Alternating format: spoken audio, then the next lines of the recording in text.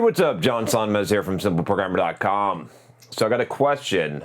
Do you do the ketogenic diet? And this question is from Eric, and he says, I've noticed that you mentioned the ketogenic diet in one of your videos. I'm wondering if you've personally tried it, and do you believe it to be an effective diet if one's goal is to maintain weight while losing fat? To maintain weight while losing fat. That's kind of a personal question if I keto. Do you keto? I don't know. What do you do in secret? Do you keto? Do you keto, bro? Have I done the ketogenic diet? Yes, definitely have done it. Do I do it now? Sort of, right? So I thought it was probably worth talking about this a little bit. That's why I picked this question out. The thing is, so I've done a lot of, I was doing keto diet way back when. Way back in the year 2000. Like basically 17 years ago, I was doing ketogenic diet. Okay, there's plenty of my friends that will attest to that, as I would basically I was basically just eating scrambled eggs and bacon and hamburger meat and hot dogs, basically, and cheese. And that's what I was eating, basically. And I had moderate success with that. I didn't have like super good success with it, right? I never got ripped like I wanted to. I always struggled with it back then. I thought that would help me, cutting carbs. I was actually, at that point, I was doing like zero carb, right? There were people that are doing low carb. I was doing zero carb as much as possible. Now, with that, what I would say is that was my first experimentation with it. So I've had some experience with this.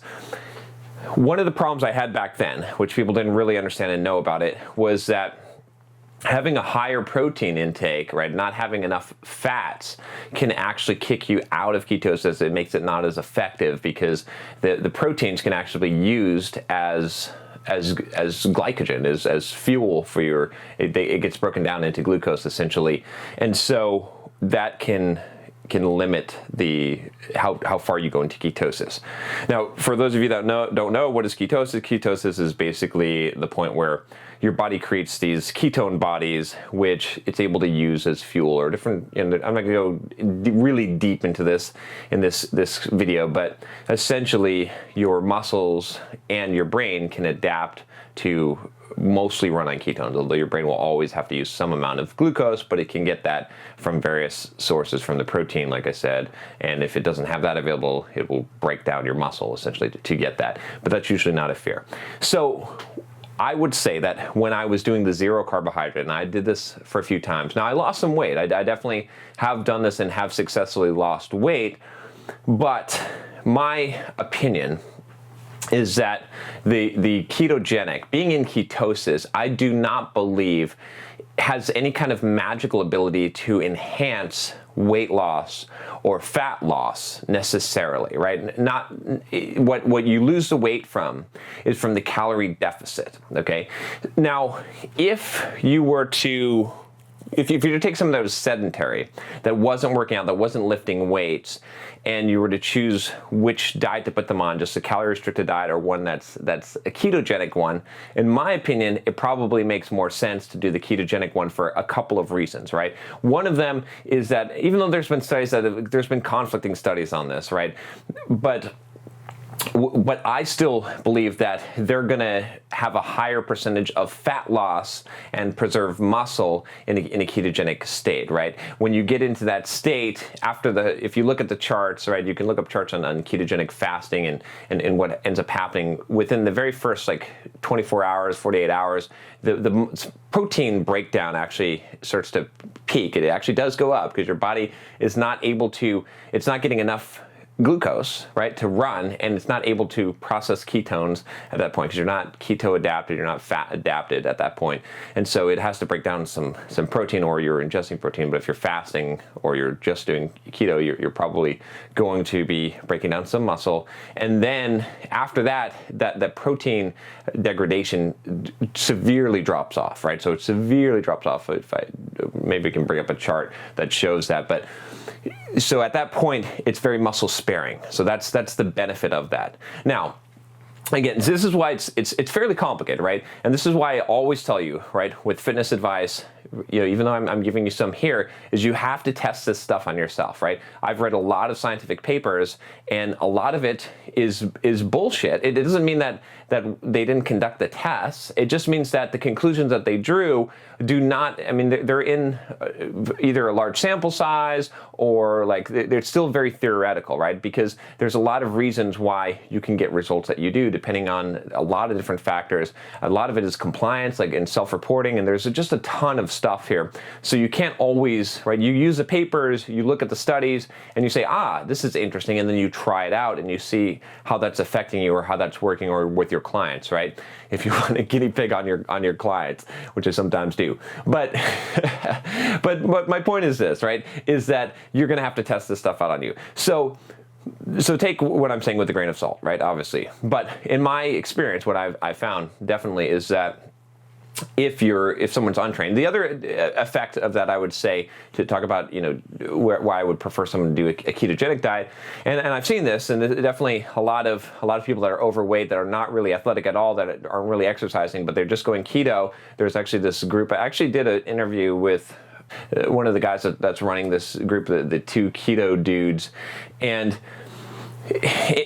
when you look at those people, like in that Facebook group, they are essentially like, when you look at their stats, right, their metabolic panels, and you look at their cholesterol, basically their good cholesterol going up and the bad going down and their triglycerides dropping, right, they're actually improving their health, and they're curing themselves of type 2 diabetes, like literally curing themselves. I wouldn't believe it, except that I've seen so many people that are doing that. So that's a huge benefit of doing that ketogenic diet from that perspective, right? So that's, again, there's not a huge amount of scientific evidence for this, but I can tell you from what I've seen and what I've seen people do, and I can tell my own insulin sensitivity because I check my my insulin sensitivity with a blood glucose meter, so I can tell when I'm ketogenic. Obviously, it improves, it gets better, right?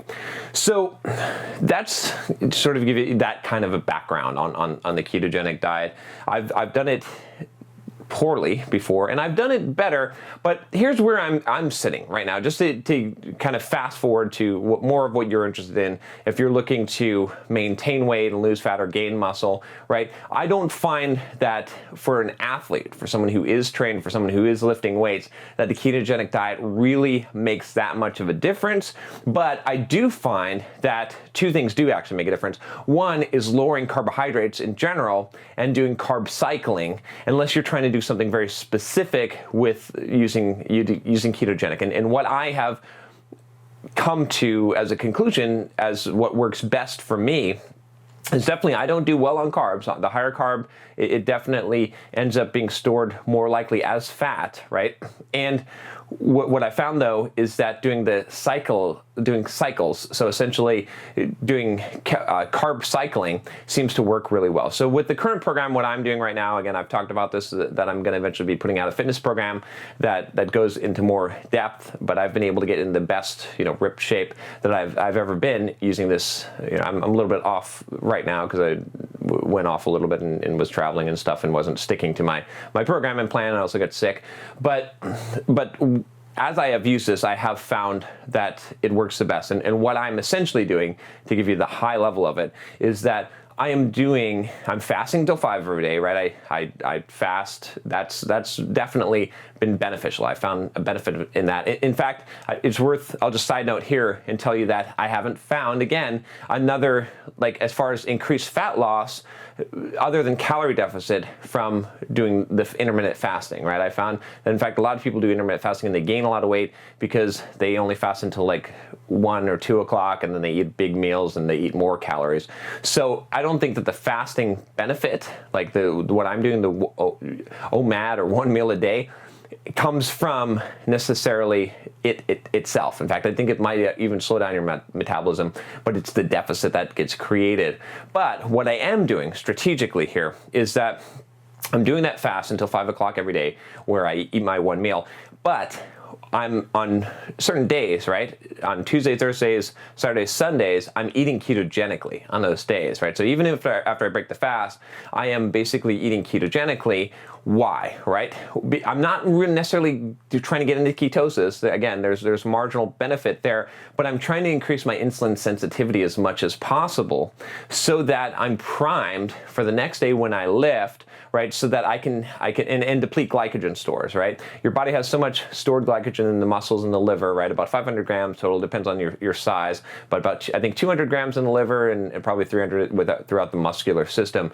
Muscular glycogen can only be used by the local muscles, so liver glycogen can be used everywhere. There's a lot of science behind this, but the point is this, is that if I do that, right, my whole point is I'm doing cardio, right? Like I ran 10 miles today and then I ate ketogenically, and then tomorrow it's a Friday, so I'll be lifting on Monday, Wednesday, Friday. I'm lifting, and when I do the lift, again, I'm fasting until 5 o'clock. I'm be lifting at 3 o'clock, and I'll be lifting for about 2 hours, and I'll be doing a full upper body workout. And when I'm done with that, then I will start to take in a little bit of carbohydrates, right? And that is now it's going to go directly to glycogen replenishment. And since I'm so insulin sensitive, it should be going into the muscles. There'll be a much more higher chance of that. So the kind of strategy with this is essentially that, if you think about it, right, it's so much more complicated than what people really talk about or think about. But it's not like your body knows, like, oh, you had a deficit today, so you get to lose some fat. Good job, bro. Or your body says, hey, you had a surplus today, and you lifted weights, so you gained muscle. Or you didn't lift weights and you had a surplus and you had cake, so you gained fat. Bad, right? It doesn't do that. Your body doesn't know. But what's happening is there's these processes that are constantly happening through your body. It's a continuous thing. It's not like at the end of the day you check in and your body decides what it's going to do. It's a continuous process. And so your body's either in an anabolic or a catabolic state. So it's either increasing biomass or decreasing it, using biomass as energy. And it can only be activating one pathway at a time. And so when you think about it, you got to think about what's called partitioning. So when you're in an anabolic state, what are you gaining, right? Are you gaining muscle? Are you gaining fat? Are you gaining water? Is your bones becoming thicker? That can happen too, right? What is going on, okay? If you're in a catabolic state, what are you losing? Are you losing fat? Are you losing muscle, right? Are you losing water? You can lose that, right? A lot of different things that can be. So what you want to do is you want to optimize it, right? So if I want to be optimal, right? What I want to do and what I set my diet and program up to do, and this is why I think it is somewhat revolutionary the way that I'm doing this, and I've had phenomenal results. Like I said, I've always struggled with this, right? It's been very, very difficult for me to cut. I've always been able to gain sort of mass, but getting cut has been hard, okay? But I've sort of cracked this nut now. I'm pretty happy with this.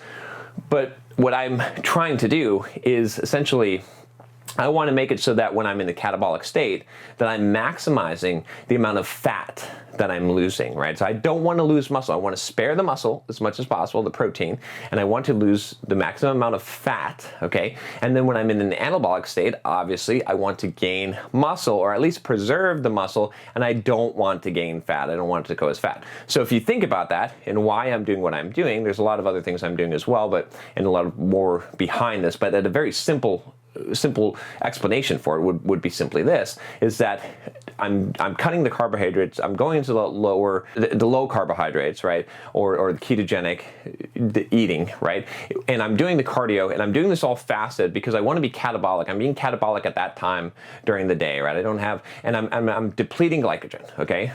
So when I'm catabolic, what am I losing there? I'm losing mostly fat. Why? Because I lifted the day before, and your body is automatically, when you lift and break down muscle, it's going to try and repair that. It's going to increase, like lifting, there's a lot of things you can do that increases protein synthesis, right? So if lifting heavy weights is the best way to preserve muscle, even if you're fasting, your body will preserve muscle as much as possible when you're lifting heavy weights. So I'm essentially making it so that what I'm breaking down is mostly going to be fat, right?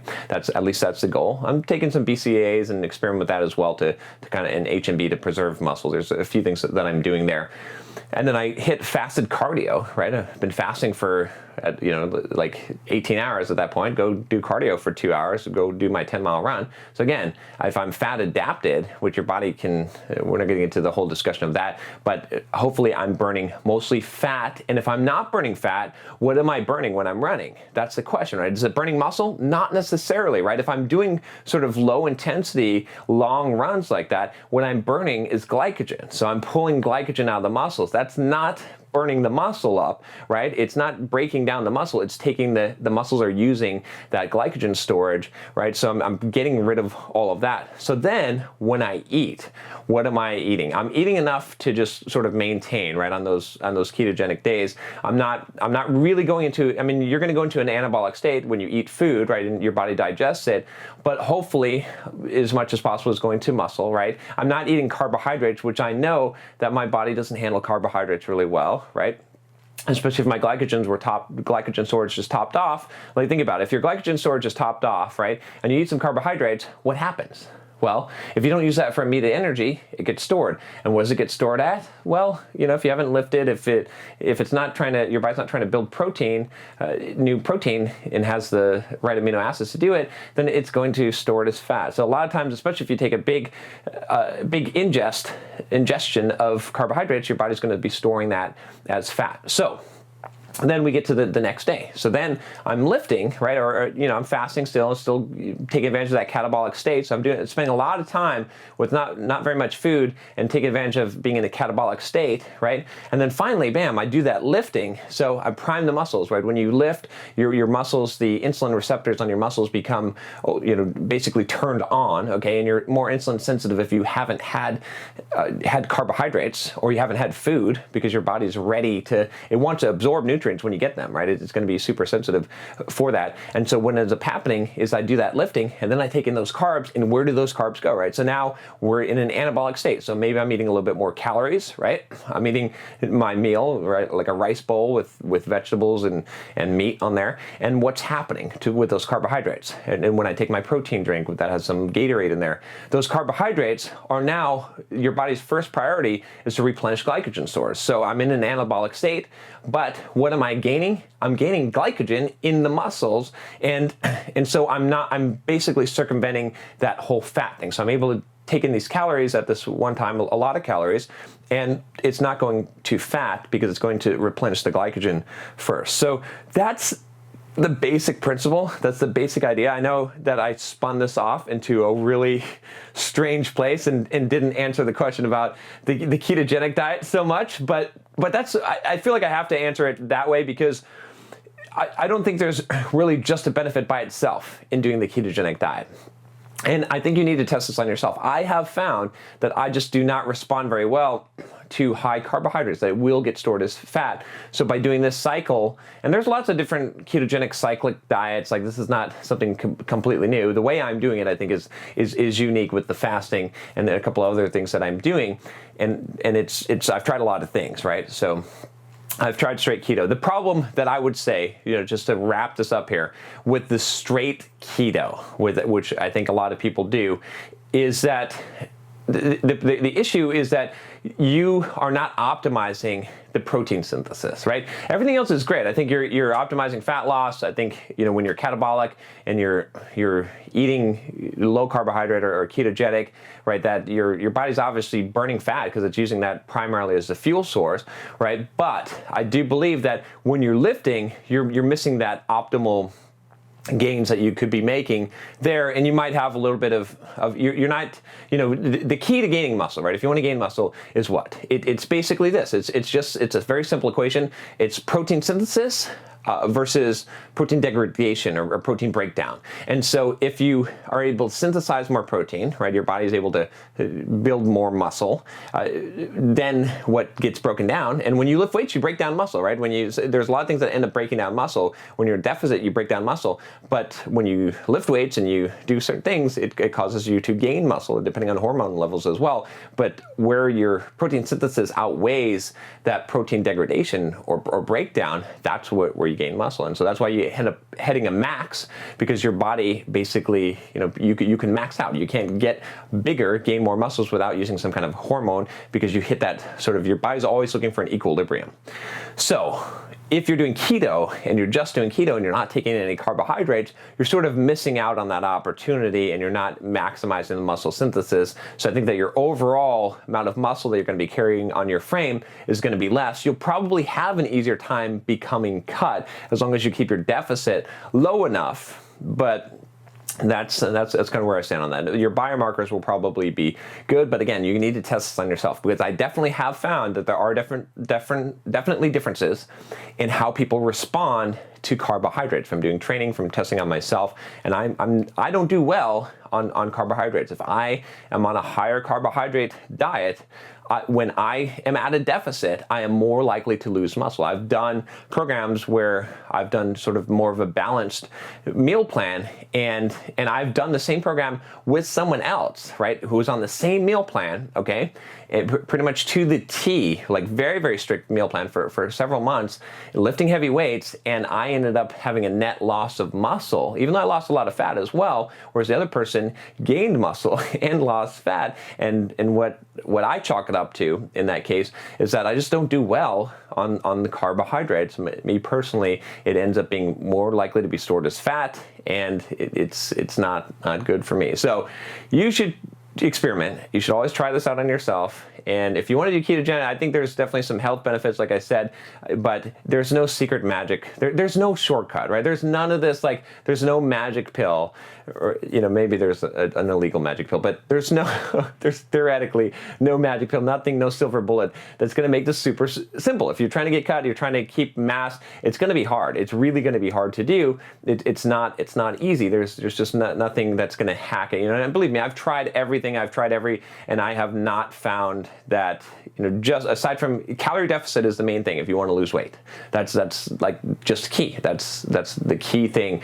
And if you think that doing intermittent fasting, or you think that doing a ketogenic diet is going to somehow make you burn a lot more calories or lose more fat than you should, it's not. Even if it was an effect, it would be such a minimal effect that it wouldn't matter. There's just not going to be a secret sauce there that I know that some of you are looking for. I've been looking for the Holy Grail. Trust me, it's just not out there. The best thing that I have found is, like I said, is doing the cycling and doing the 1 meal a day. If you want something that's going to work, if you just did one thing, it would be the 1 meal a day. That honestly, that's worked better for me than anything else. And I've kept my mass. I'm running 40 miles a week, eating 1 meal a day. Like, I wouldn't expect this to work, but it does. So there's some scientific reasons behind that. Not going to get into that in this video. If you want to check out all the kind of fitness videos I've done over time, you can check out the playlist here.